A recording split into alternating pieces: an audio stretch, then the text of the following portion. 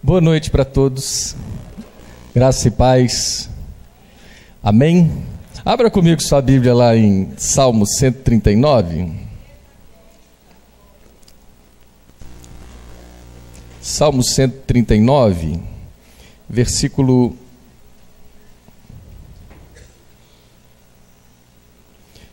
Vamos ler a partir do 19. Salmo 139 é talvez uma das mais belas poesias, um dos mais belos salmos da Bíblia. E ele é um salmo sobre a onisciência de Deus, né?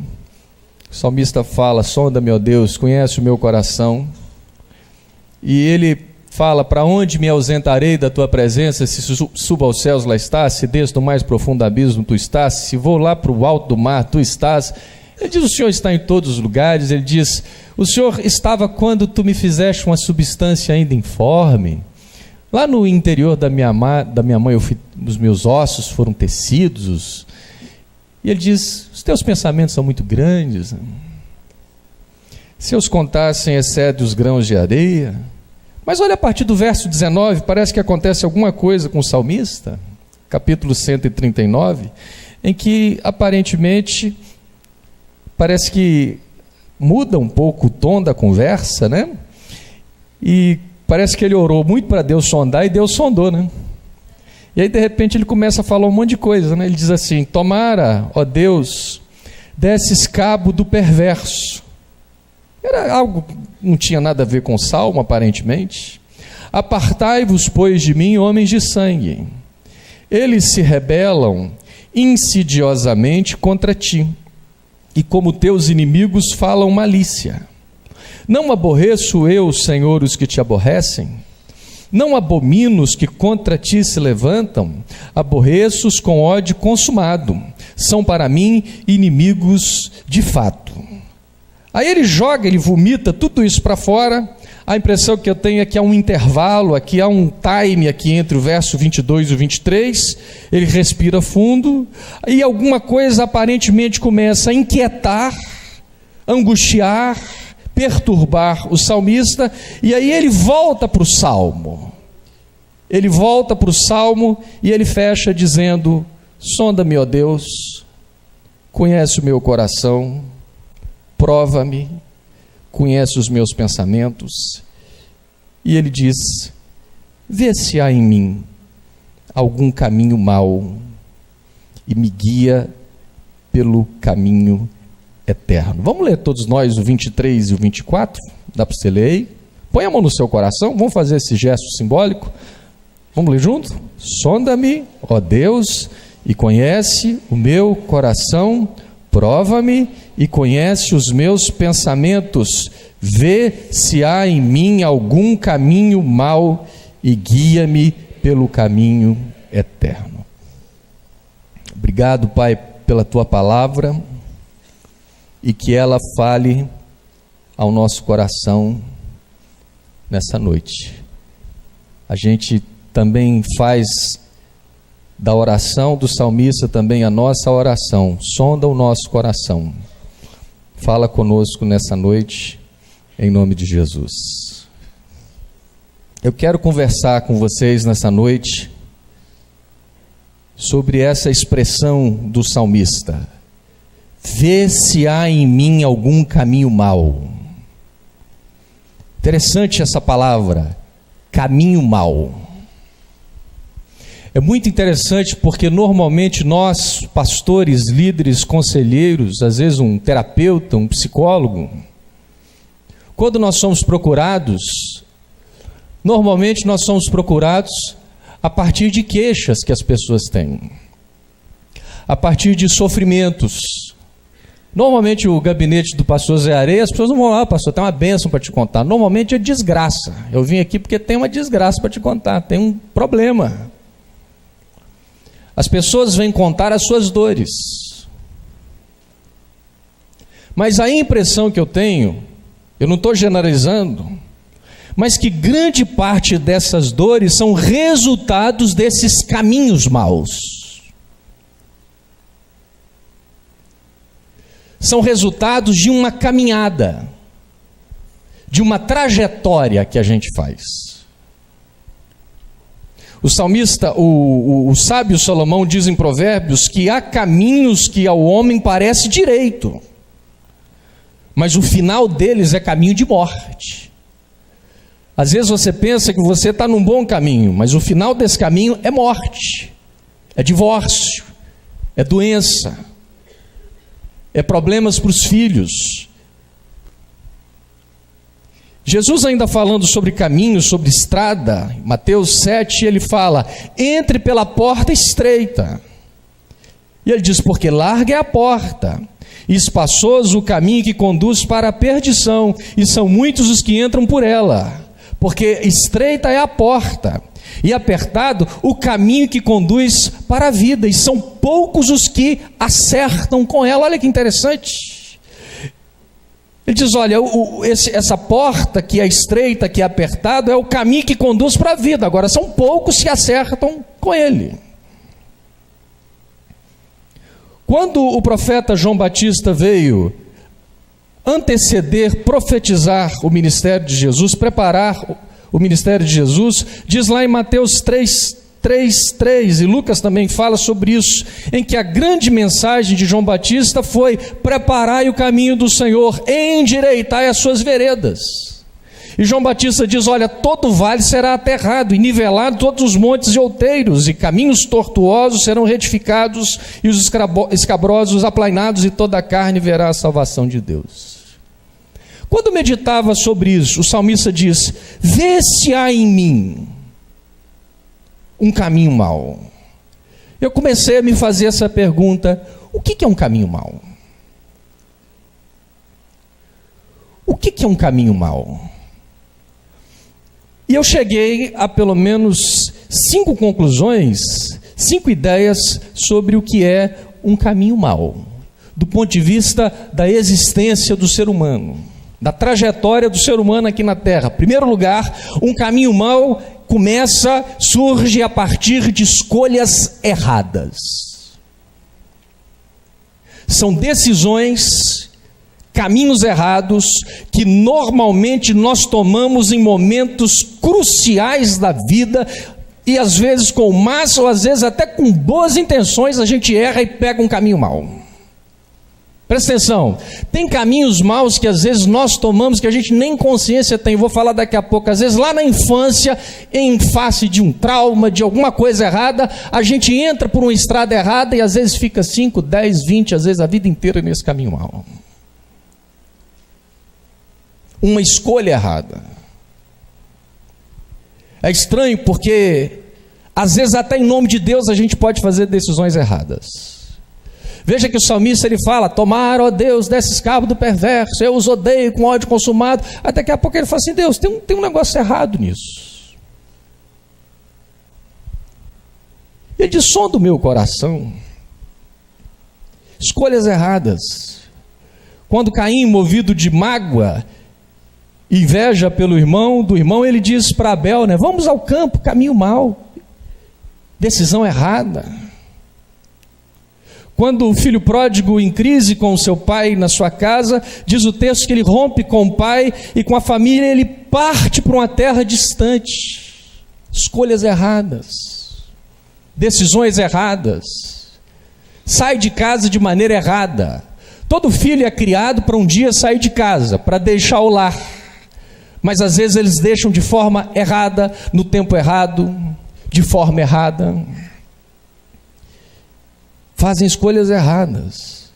Então a primeira coisa que a gente precisa entender é que esses caminhos maus, eles partem de escolhas erradas. Segundo lugar, um caminho mau, normalmente, à luz da Bíblia, ele é um caminho largo. Caminhos maus são caminhos largos, porque são caminhos alimentados pelo nosso ego e não por Deus. São caminhos mais atrativos. São caminhos que normalmente a nossa carne gosta. Não exige sacrifício, renúncia, reconciliação, não nos cobra perdão, reparação. Então, os caminhos maus são caminhos mais fáceis. Eu não vou perdoar, não, deixa isso aí. Não quero mexer nisso. Então, assim, o ego gosta. A carne não quer mexer nessas coisas, porque incomoda, perturba. Deixar esse caminho largo incomoda o ego. Terceiro lugar, a terceira marca de um caminho mau é que muitas vezes nós perseveramos nesse caminho mau. Muitas vezes as coisas começam a dar errada, e muitas vezes a gente persevera nessas decisões erradas, né? Eu estou me lembrando do filho pródigo, quando o texto fala que ele vai para uma terra distante, e lá ele despende, ele gasta, ele consome todos os seus bens, até que ele não tinha nada. E em face disso, ao invés dele voltar para casa, repensar a vida dele, ele se alia, ele se agrega a uma das autoridades daquela terra e vai trabalhar. Então, ele persiste nesse caminho mau. Então, muitas vezes a pessoa, o tempo vai passando e ela não quer deixar esse caminho mau, porque uma característica também do caminho mau, em quarto lugar, é que muitas vezes nós nem estamos cientes de que estamos no caminho mau. Se o salmista fala, vê se há em mim algum caminho mau, ele está dizendo o seguinte: olha, pode ser que eu esteja num caminho mau e eu nem tenha consciência disso. E eu nem tenha me dado conta disso. Então ele fala, Deus me sonda. O filho pródigo, quando sai de casa, rompe com o pai, vai para uma terra distante, despende os seus bens, se alia a uma autoridade para ainda tentar ficar naquele caminho mau. Quando esse cara chega lá no fundo do poço, diz o texto que então ele cai em si. É aquele momento em que ele se dá conta. É quando as escamas caem. E ele diz, eu preciso voltar para casa. Meu pai é um homem bom. Eu estou num caminho mau. A Bíblia diz que Paulo, depois de anos e décadas perseguindo a igreja no mais profundo legalismo, veja, fazendo tudo isso em nome de Deus, quando esse Paulo é tocado pelo Espírito, Ananias vai até a sua casa, impõe as mãos sobre a sua cabeça e começa a orar por ele. Diz o texto que imediatamente lhe caíram dos olhos como que escamas, e ele tornou a ver. Às vezes a gente está num caminho mau e a gente não sabe. Alguma coisa aconteceu na nossa trajetória e a gente foi indo por esse lugar. É interessante quando Jesus naquela cruz, ele orou por aqueles homens dizendo, Pai, perdoa, porque eles não sabem o que fazem. Eles estão num caminho mau, mas eles não sabem.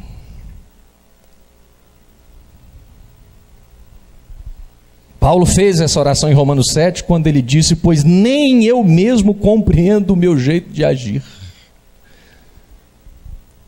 Muitas vezes nós temos essas áreas em que a gente não sabe, em que a gente ainda não tem luz. A última característica de um caminho mau é que o caminho mau tem um final de estrada, que normalmente vai terminar no consultório de um médico, num gabinete pastoral, na sala de um psicólogo. É quando nós adoecemos em face dos caminhos maus que tomamos. É quando vem o sofrimento. O filho pródigo chega num estágio em que diz o texto que naquele lugar ele desejava fartar-se das alfarrobas que os porcos comiam, mas ninguém lhe dava nada. É quando nós tomamos consciência de que agora nós estamos sofrendo uma colheita. Eu não estou generalizando todo sofrimento, porque Jesus diz que no mundo nós teríamos aflições, mas eu posso afirmar que muitas das aflições que nós estamos sofrendo, elas vieram em face de escolhas erradas, decisões erradas em momentos da vida. Isso é o que nos distingue de um animal. O animal é instintivo, né? Eu tenho 2 cachorrinhos, eu jogo um negocinho lá, tem a mãe e o filhinho. A mãe pega, eu dou para a mãe, ela come. Dou para o menininho, a mãe vai já. É um instinto. A mãe, ela não pensa, não, eu vou pensar no meu filho, porque existencialmente ele tem necessidades e tal. Nada.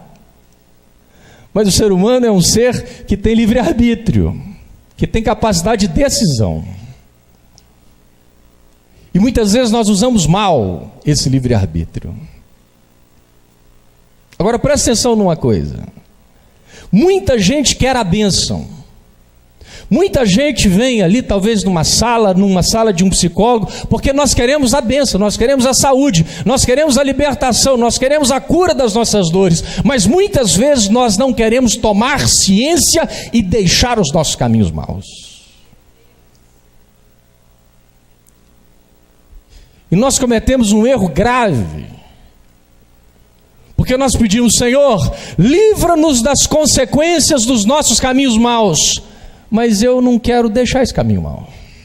Eu nem tenho consciência de que eu estou num caminho mau.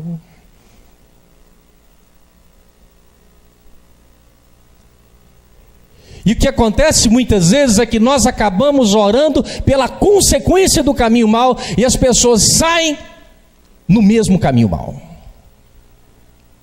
Elas voltam para suas casas e continuam andando nesses caminhos maus, em escolhas erradas, em atitudes erradas. A gente diz: Senhor, cura o meu casamento, mas não me peça para mudar como cônjuge.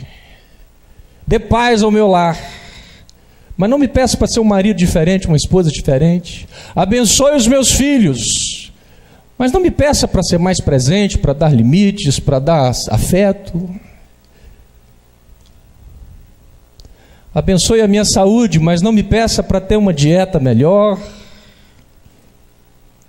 Abençoe meu trabalho, prospere, mas não me peça para trabalhar mais, para ser mais dedicado. Nós queremos a bênção, mas nós queremos continuar agindo da mesma forma que a gente continua agindo. É mais ou menos assim: me ajude, mas por favor não me peça para mudar. Me socorra, alivie minha dor, ore pelo meu sintoma, mas não me peça para deixar os meus caminhos maus. É interessante isso. O salmista diz: sonda-me, ó Deus. E o que o salmista pode deixar para nós em termos de lição nesse texto? E eu quero deixar para vocês essas 6 expressões do salmista.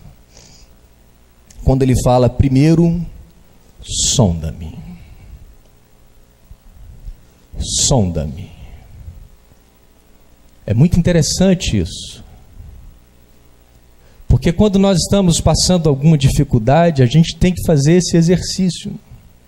Eu não sei aqui quem já foi em algum médico em que você foi submetido a uma endoscopia, porque o termo no hebraico é mais ou menos uma endoscopia divina. Sondar é colocar uma sonda. Quando a gente vai ao médico, muitos anos atrás eu tinha uma dor aqui na minha garganta, eu fui a um médico, ele fez uma endoscopia. Sondar é enxergar, é investigar. A gente leva o sintoma, a gente não leva a causa.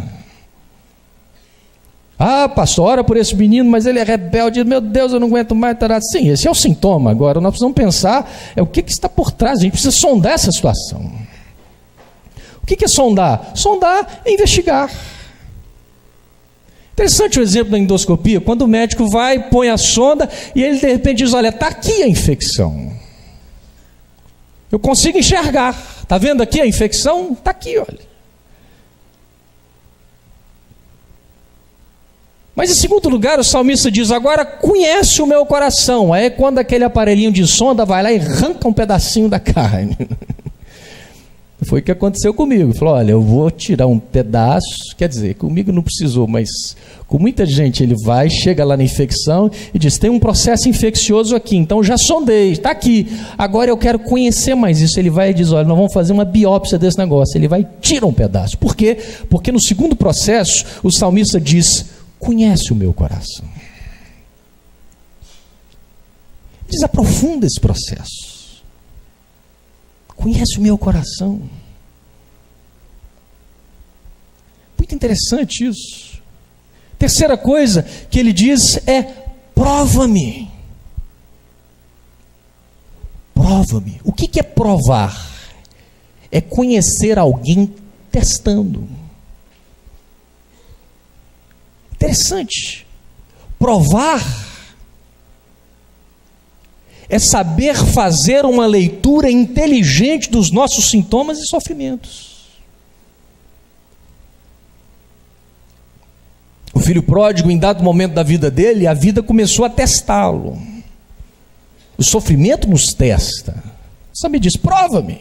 Aí de repente a gente começa a passar por provas. Agora, por que a prova é uma bênção? Por que o sofrimento é ruim, mas ele tem um lado bom? Por quê? Vamos imaginar, você começa a comer errado, vamos lá, começa a tomar refrigerante, vai, coisa errada, aí de repente o seu estômago faz uma dor. Que bênção! Por quê? Se você não sentisse essa dor, você ia continuar se matando. O que o sofrimento indica? O que a dor está indicando? Ela está sinalizando que você pode estar num caminho mau. Muitos anos atrás, um pai veio a mim dizendo: meu filho de 3 anos de idade chegou para nós e disse que ele estava enfiando o dedinho dele no ânus e que era bom. Eu falei: meu Deus, de onde você tirou isso, meu filho? E ele foi vendo vários desses episódios. Uma criança de 3 anos, a porta do banheiro fechada, e de repente o menino dele saía, ele limpava o dedo, mas via que o dedo dele estava cheirando fezes. O que é isso? Ah, menino, bate. Não, pera um pouquinho. O que isso está dizendo? Tem uma mensagem que tem que ser lida dos nossos sintomas. Alguém diz que quando a gente se cala, o corpo fala, o corpo está falando. O seu filho está gritando, o sintoma dele está gritando. O sintoma do seu casamento está falando. O corpo fala, às vezes não fala com a voz, mas fala de uma forma que a gente precisa saber fazer essa leitura. O que o comportamento do meu filho está me dizendo? Esse pai passava 15 dias fora de casa. Esse pai, quando chegava em casa, num final de semana, ele não tinha paciência para estar junto desse filho.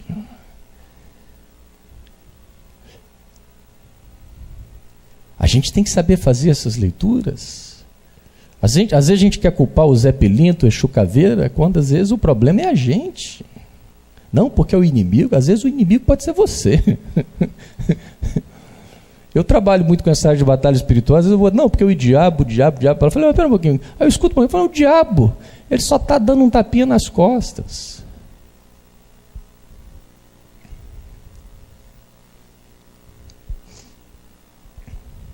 O que a minha dor quer me ensinar? Já conversou com a sua dor?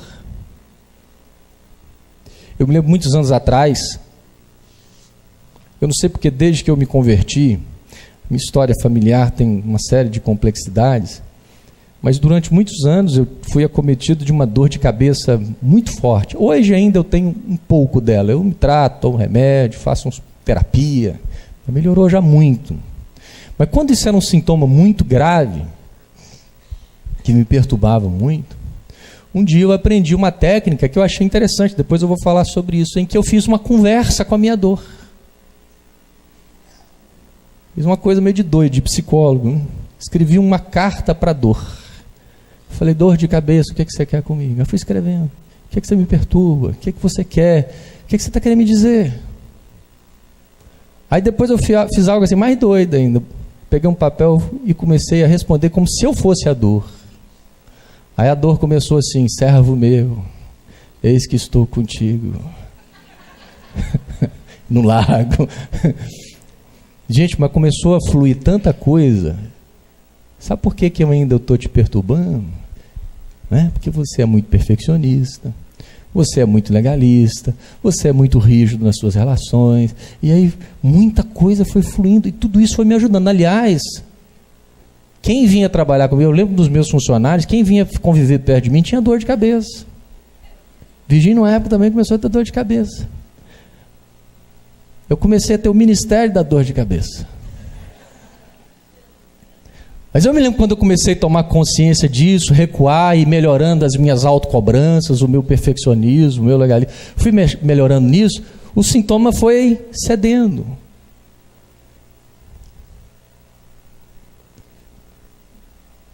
A gente tem que saber fazer essa leitura. Muitas vezes até a gente erra, pode ser um erro a medicação, ela é muito boa, mas às vezes pode ser também uma coisa ruim, porque muitas vezes a dor quer nos falar e a gente vai e medica e cala a dor.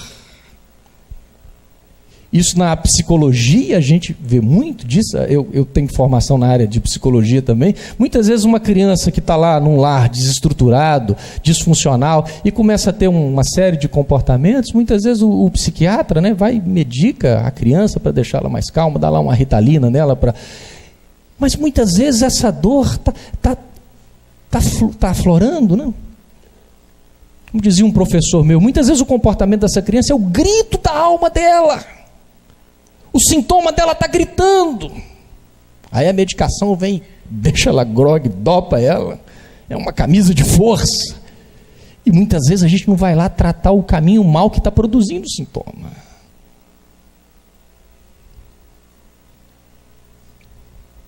O sofrimento sempre tem algo a nos ensinar. Prova-me. A gente precisa fazer essa leitura inteligente dos nossos sintomas e sofrimentos. Quarto lugar, ele diz: conhece os meus pensamentos. Essa palavra pensamento no hebraico vem da mesma palavra de serafim, o que queima. No hebraico, saraf, ele está dizendo assim: conhece isso que está queimando dentro de mim, as minhas inquietudes.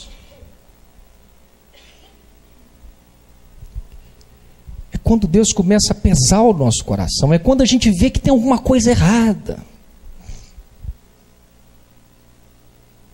E o salmista diz: vê se há em mim algum caminho mau.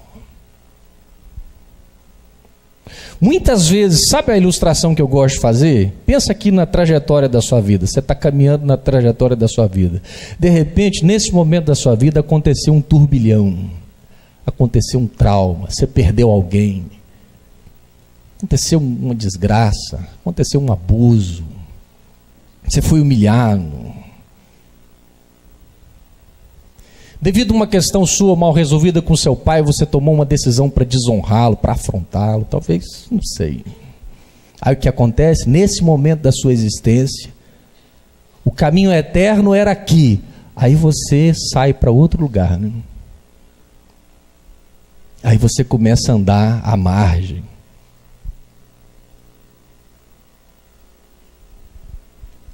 Você pega um outro caminho, né?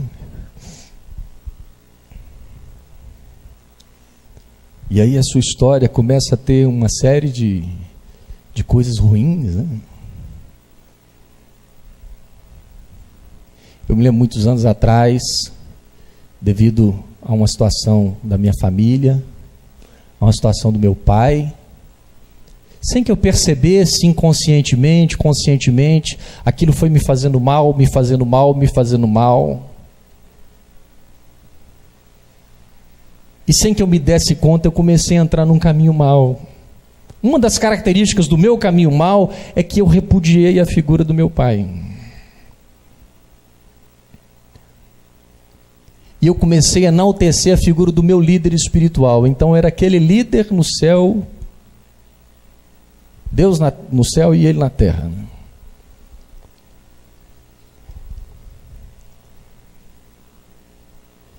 E se passaram mais ou menos uns 10 anos, quando um dia, lendo essa parábola do filho pródigo,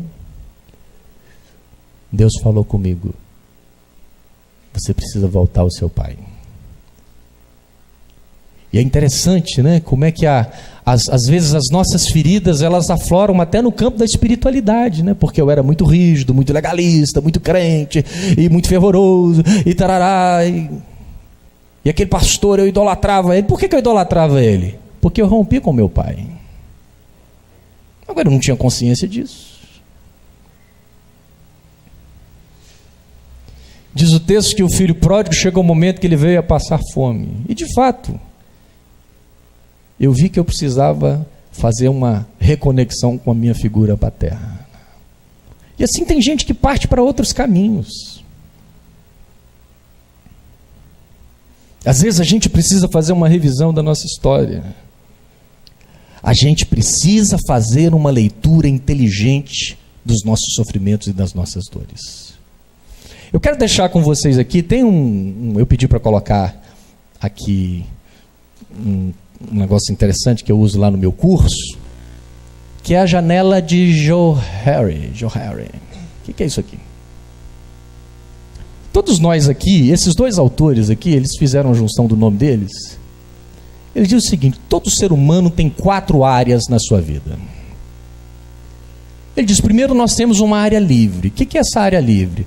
É uma área que eu conheço de mim e é uma área que você conhece de mim, né?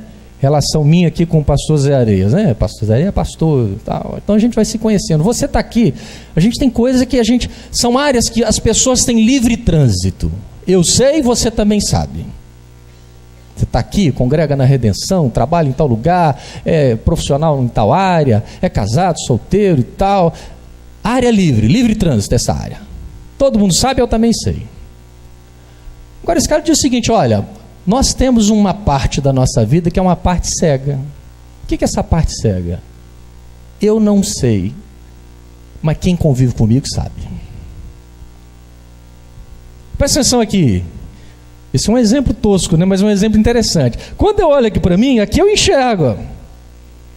Mas olha, tanta coisa que eu não enxergo atrás de mim. Olha, vocês estão me vendo, mas eu não vejo meu pescoço. Eu não estou vendo meu rosto. Eu consigo olhar até certo aqui, né? Mas muita coisa atrás de mim.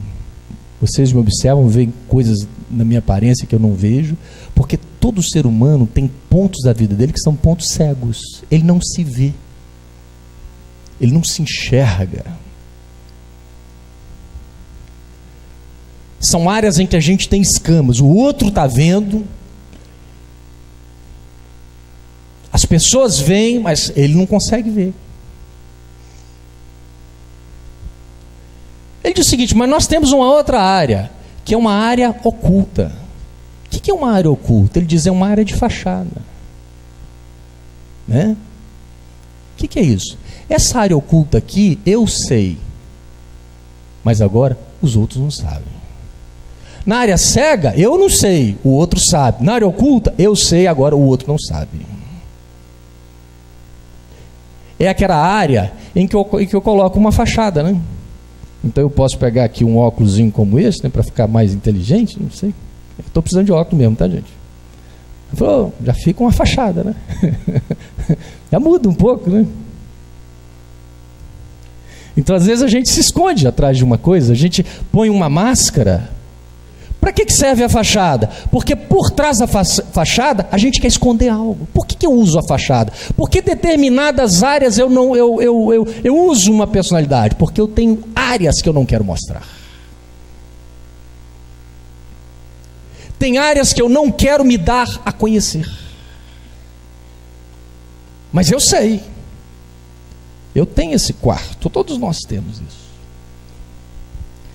E ele diz que nós temos uma área desconhecida, que nem os outros e que nem nós conhecemos,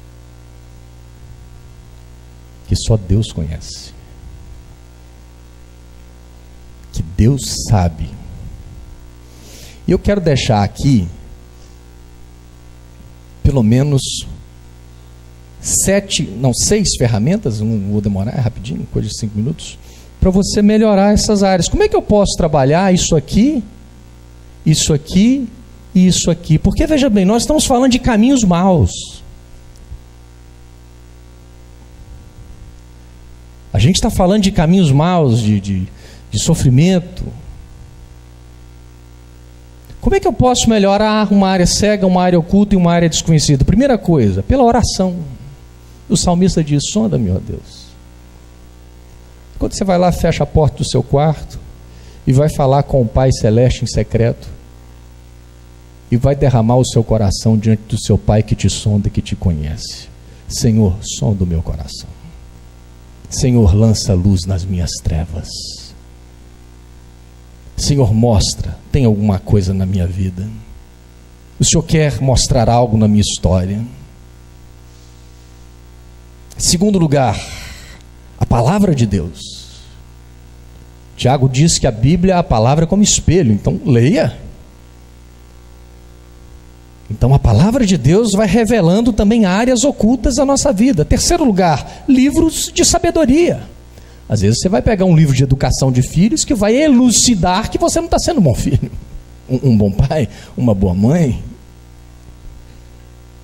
Um livro vai te ajudar, um autor que vai compartilhar a sua experiência, a sua história, vai lançar luz, às vezes, numa área oculta sua, numa área cega, numa área desconhecida, que de repente você vai começar a ter mais luz nessa área. Quarta ferramenta que eu quero deixar com você. O Augusto Cury tem uma expressão que ele fala: faça uma mesa redonda com o seu eu. Ele diz: põe seu eu do outro lado, faz uma conversa com ele. O salmista diz, né? Por que estás abatida, ó minha alma? A gente pensa às vezes que isso é coisa de doido, né? Não. O que esse sintoma está me dizendo? Por que isso está acontecendo? Esse diálogo interno, né? Por que meu casamento está assim? Por que meu filho? O que eu preciso fazer? Sabe, a gente fazer esse autoquestionamento. Entrar em contato com essa dor, com esse sofrimento. O que isso está me falando? O que esse estresse está me dizendo? Quinto lugar, para acessar essas áreas: tenha pessoas que lhe deem feedbacks. O que é alguém para te dar feedback? Por exemplo, nessa área cega. Essa área cega são áreas em que a gente não sabe, mas que a gente pode ter pessoas que nos amam, pessoas que vão dizer: olha, tem uma coisa em você que você não está vendo.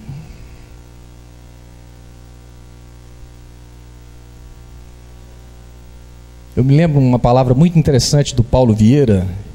O Paulo Vieira é considerado hoje um dos maiores coaches aí do Brasil, do mundo, não sei. Mas ele disse que ele fazia muita consultoria nas empresas, e às vezes ele ia junto com um auxiliar dele, né? E ele chegava às vezes numa empresa e tal, e conversando lá, e aí muitas vezes as pessoas queriam dar feedbacks da empresa dele. E aí o cara começava a falar mal, e o outro do lado ficava quente, queimado, se sentindo assim, afrontado. E o Paulo Vieira, atingindo como sábio, fala, ele ia anotando, o que mais? Ia anotando, mais o que? Anotando. Ele falou: olha, nem tudo que falava realmente tinha razão, mas muita coisa eu fui anotando. E em outra empresa falando, anotando. Falou: depois que eu peguei tudo aquilo, eu criei a maior empresa de consultoria do Brasil só com feedbacks. Só com gente apontando coisas que eu não enxergava. Quem sabe você ter pessoas próximas a você que te deem o feedback do tipo: como é que você acha que eu sou como pai? Como mãe? Como esposa? Como marido? Como filho? Como pastor? Como líder? Como patrão?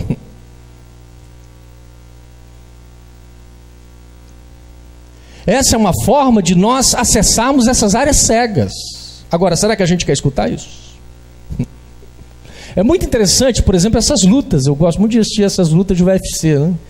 Virgínia não fica brigando comigo que eu vejo as lutas, mas eu acho interessante, porque o lutador vai lá e pá. Mas tem alguém ali do lado de fora, um técnico, que está observando. Ele está vendo. Aí o cara vai assim, o inimigo, pum. Aí daqui a pouco ele tenta de novo, o cara, pum. Aí ele vai, aí quando termina ali o round, aí tem alguém que vai falar assim, cara, quando você está indo por aqui, ele está vindo por cima, então muda o movimento, porque ele tem um ponto falho e você está aqui, ele está te pegando. Para que serve esse técnico? Para ver os pontos cegos desse lutador. Para mostrar os pontos falhos. Muitas vezes a gente está sofrendo na vida, a gente está passando por determinados sofrimentos, porque esses pontos cegos estão nos trazendo uma série de consequências para a nossa história, para a nossa trajetória. Salomão diz: leais são as feridas causadas pelo amigo. Ele diz, olha, fiéis são as feridas causadas pelo amigo, mas tem, ele diz, depois fala, mas os beijos do tolo, né? Às vezes a gente quer o beijo do tolo, né? A pessoa chega e fala, não, mas você é tão lindo, não, gatão, nossa, você é demais, você é maravilhosa. A gente estava agora lá num restaurante, lá num hotel lá, né? Uma comida horrorosa, né? Aí uma pessoa do lado comeu para agradar, mas que comida gostosa, né? Aí tinha que ter um cara para chegar e falar, mas essa comida é tão horror, mas não está prestando, está ruim. Ah, mas eu não aceito. Mas aceita. Talvez você não está vendo. Talvez esse alerta meu vai te livrar de quebrar.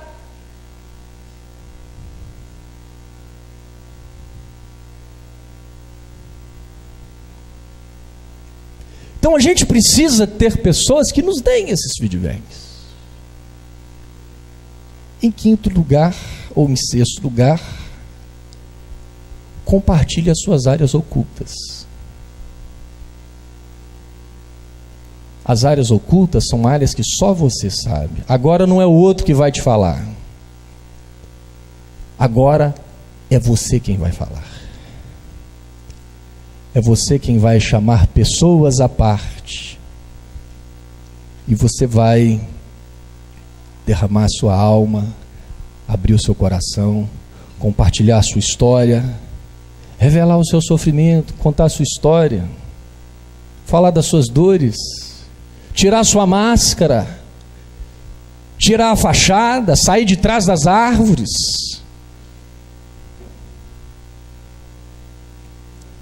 E para encerrar, o salmista diz: sonda-me, ó Deus, conhece o meu coração, prova-me, conhece os meus pensamentos. E ele diz: vê se há em mim algum caminho mau. E como é que ele fecha dizendo?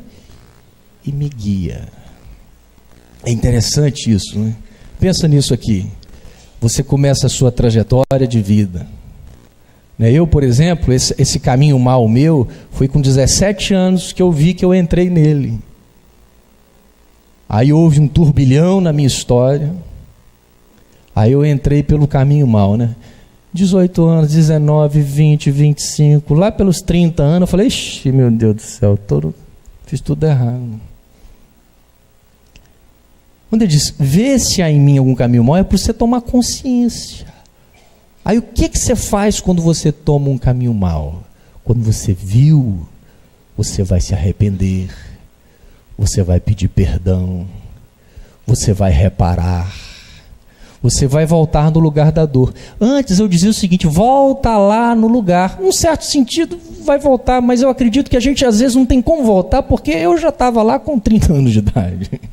Mas eu posso aqui reparar, perdoar, pedir perdão, e foi isso que eu fiz. Por exemplo, em relação ao meu pai, eu fiz uma carta para ele, eu escrevi, chamei ele, sentamos juntos, li para ele aquela carta, resolvemos aquilo. Aí o salmista fala, agora então, entra no caminho eterno.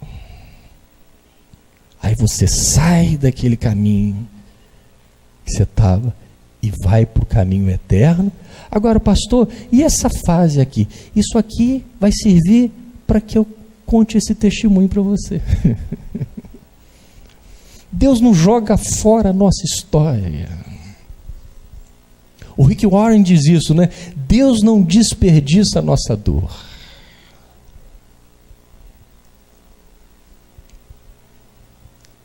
E tudo isso que a gente passa vai fazendo com que a gente cresça, a gente amadureça e a gente se torne mais fortes.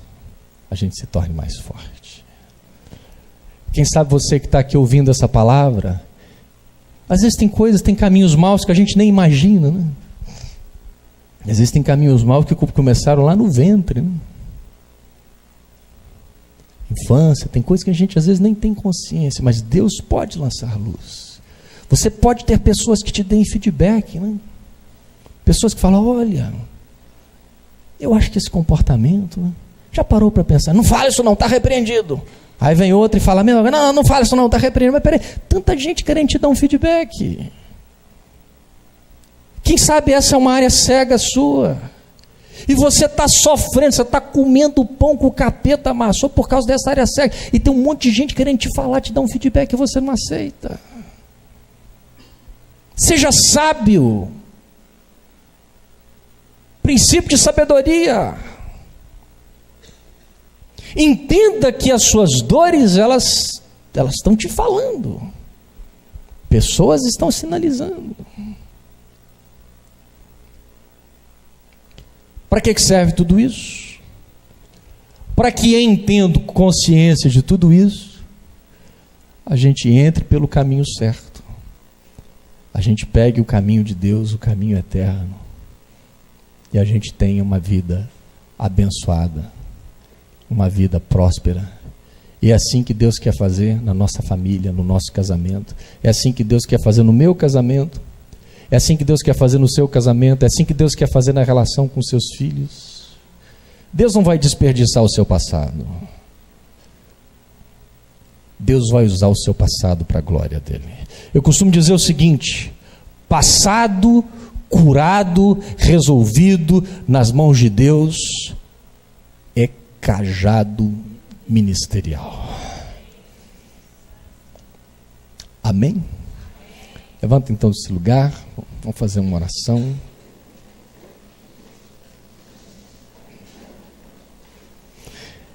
É interessante, no livro de Provérbios, há uma expressão muito grande, muito frequente de Salomão, quando ele fala do tolo, né? Ele diz, porque o tolo, lê Provérbios, porque o tolo, fala do sábio, fala do tolo. O que é o tolo? Às vezes o tolo é aquele que não quer ouvir um irmão, né? uma pessoa amiga, né? Tempo atrás estava eu e a minha esposa, a gente estava com um terapeuta para nos ajudar no nosso casamento, né? Eu estava reclamando da Virgínia, né? Eu vou contar um pouquinho da minha experiência, Virgínia. Eu falei, porque a Virgínia não me ouve, porque a minha esposa não me ouve, né? Eu estou aqui porque eu estou com raiva dela, porque ela não me ouve, tarará. Aí ela começou a falar, aí de repente esse terapeuta falou assim, e você está ouvindo o que ela disse? Aí eu, o que ela falou? Ele não me perguntou assim, o que ela falou? Eu falei, não sei. Interessante isso. Aí eu saí dali, achei legal o terapeuta, não, saí dali com raiva dele. Ele está do seu lado. Não estou gostando que ele está do seu lado. Mas depois eu parei para pensar, né? Eu falei, gente, o que isso está me falando? Né? O que eu preciso melhorar? Presta atenção numa coisa, gente. Às vezes você quer cura, você quer mudança no seu casamento, você quer mudança nos seus filhos, mas você quer mudança continuando a agir do mesmo jeito. Presta atenção nisso. Às vezes você quer mudança na sua saúde, mudança no seu trabalho, mas você quer continuar trilhando os mesmos caminhos. Não há como fazer, não há como operar mudança se você continua com a mesma cabeça, no mesmo caminho, com o mesmo procedimento. Eu fico pensando, às vezes, o filho pródigo lá naquela terra árida, né? Lá não tinha nada, diz que nem a comida dos porcos ele tinha acesso, né? Vamos ajudar o filho pródigo, vamos fazer campanha de cesta básica. Tudo bem, eu não sou contra, vamos fazer a campanha sim de cesta básica, mas do que vai adiantar a campanha de cesta básica se esse cara não tomar consciência das escolhas erradas, dos caminhos errados e consertar a sua história? Então muitas vezes a solução que a gente dá é paliativa.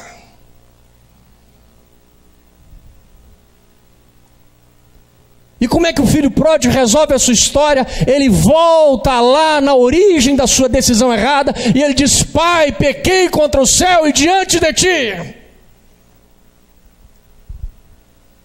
E esse cara então fecha essa porta que ele abriu. Ele caiu em si. Diz o texto que ele cai em si. As escamas caíram. Nós não somos perfeitos. Nós não somos perfeitos. Fala para o seu vizinho: você não é perfeito.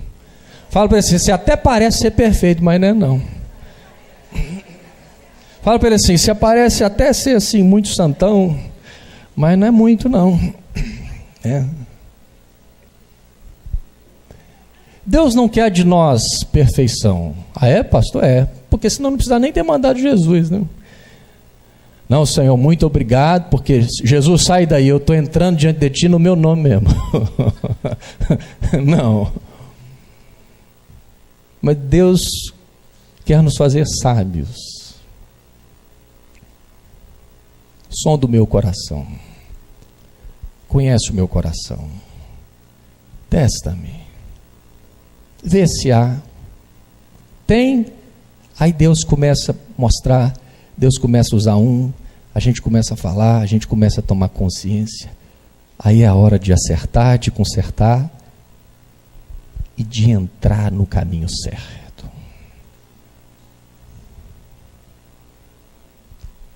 Mudança de comportamento. Às vezes essa mudança de comportamento é um perdão que você precisa dar. Ah, mas eu não perdoo. Vai continuar no caminho mal. Ah, mas eu quero ser curado da minha úlcera. Pastor, ora pela minha úlcera. Como é que eu vou orar por você se você vai sair daqui e continuar no caminho mal que vai retroalimentar a sua doença? Aí ora pelo meu casamento, está uma guerra. Como é que a gente vai orar se no momento do conflito você não consegue ficar calado?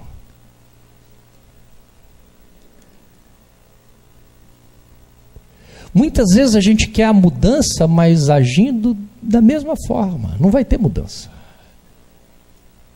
Só a mudança se deixarmos os caminhos maus e entrarmos no caminho eterno. Na psicologia a gente aprende muito isso, né? O que é saúde? A gente tem um conceito em psicologia chamado saúde mental, saúde psicológica. É a capacidade do sujeito de se reinventar. Um teórico da psicologia chamado Ganglien, ele dizia que saúde é a capacidade de criar alternativas de vida, outras alternativas, porque essa que você fez, esse caminho que você escolheu, ele deu nisso. Se você quer isso, continue fazendo do mesmo jeito. Se você quer o mesmo resultado, continue agindo do mesmo jeito. O resultado vai estar aí. Ó Deus, me dá um ano novo. Como é que você quer um ano novo no caminho, mesmo caminho? Só há ano novo se o caminho for novo. Se o caminho for diferente. E graças a Deus, como nós aprendemos esse final de semana no retiro de casais, que Deus nos deu uma bússola. Deus não nos deixou perdidos. Deus nos deu uma bússola. Deus nos deu a sua palavra, a sua verdade. E aí você vai pegar a palavra de Deus e você vai se inspirar nela para que ela sirva de referência para o seu comportamento. Amém? Baixa a sua cabeça um pouquinho. Fecha seus olhos.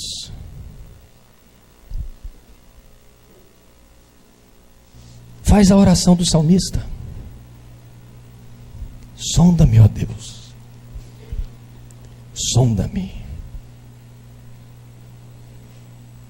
Conhece o meu coração.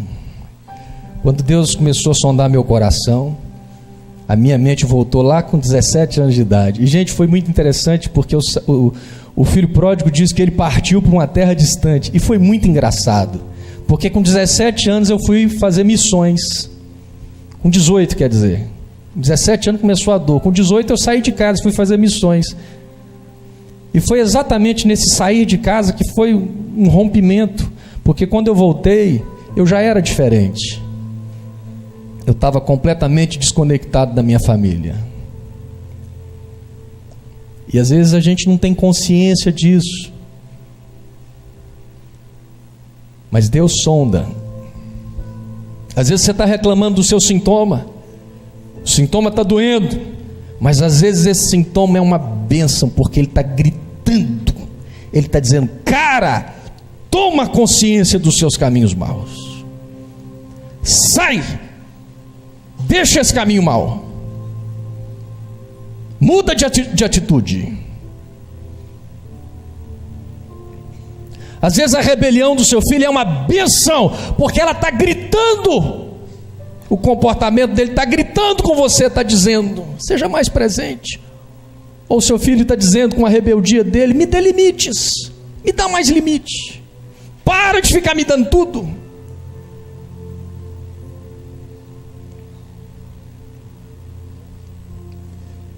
Às vezes o sintoma está gritando e a gente não está vendo. Eu quero fazer um gesto simbólico aqui.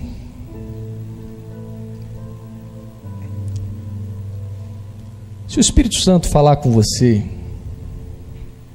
o Espírito Santo está te mostrando: conhece o meu coração, prova-me. Às vezes Deus já está provando. A aprovação, para que serve a aprovação? A aprovação é para fazer aflorar os seus caminhos maus, as suas dores.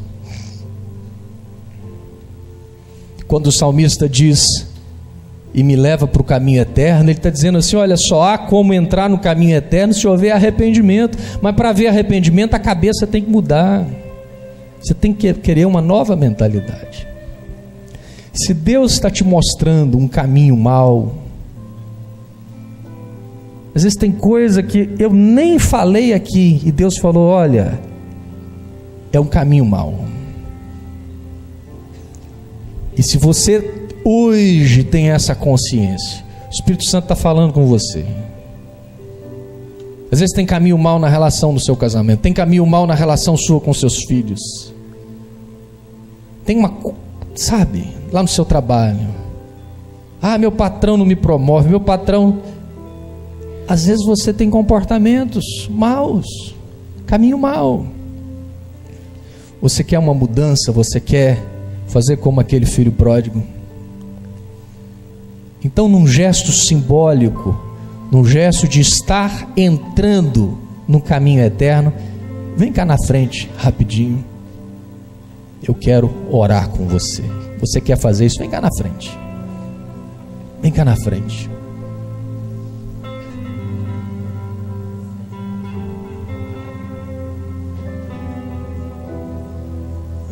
Vem cá na frente. Você pode escolher continuar no caminho mau, é a sua escolha. Ah, não, eu vou continuar, eu quero só uma oração forte, sabe, pastor? Eu pensei que era oração forte, aquela oração assim para arrancar os capetas, sabe? Eu estou precisando dessa, assim, aquela oração assim. Não tem oração forte no caminho mau. A oração só é forte se a gente deixa o caminho mau.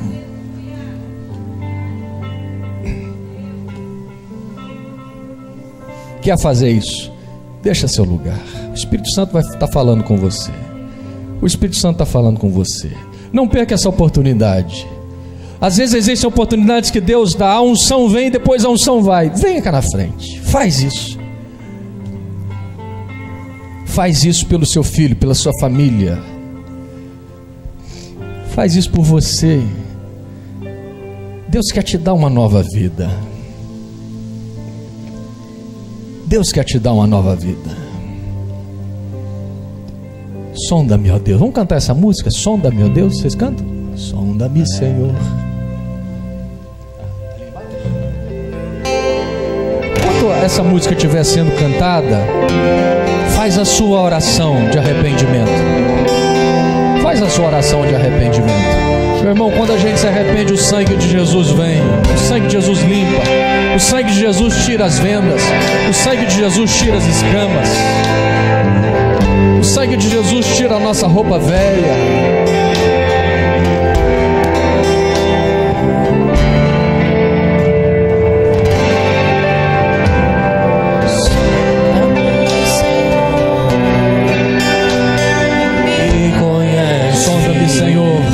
Olha bem, sonda-me, me conhece.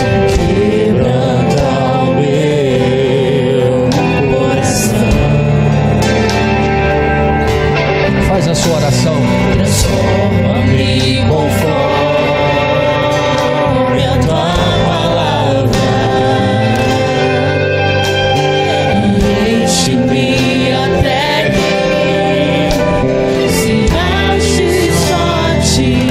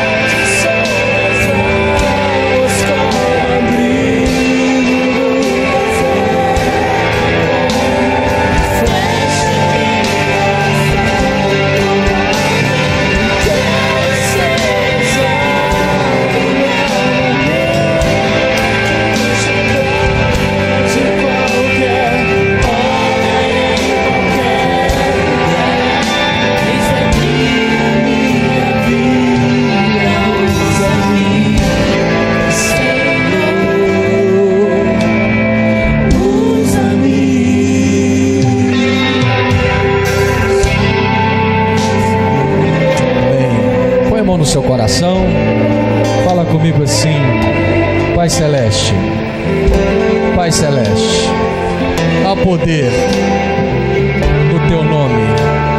Pai, me dá um novo coração. Pai, sonda o meu coração, conhece os meus pensamentos, conhece o meu coração, prova-me. Pai, eu te entrego cada caminho mau, as minhas dores que me levaram a essas escolhas erradas. Agora, Pai, eu me levanto como filho pródigo e eu digo: pequei, errei, decidi errado, e eu decido entrar no caminho eterno. Eu quero sair daqui, Pai, com esse propósito de viver um caminho novo, e eu quero me exercitar nesse caminho novo. É certo, Pai, que isso vai exigir de mim perseverança, treinamento, mas eu quero sair daqui para ser uma nova pessoa, como pai, mãe, marido, esposa, filho, qualquer área da minha vida. Recebe o meu coração. Eu te agradeço, Pai, em nome de Jesus. Amém, amém, amém. Dá um abraço na pessoa que está do seu lado. Abençoe a vida dela.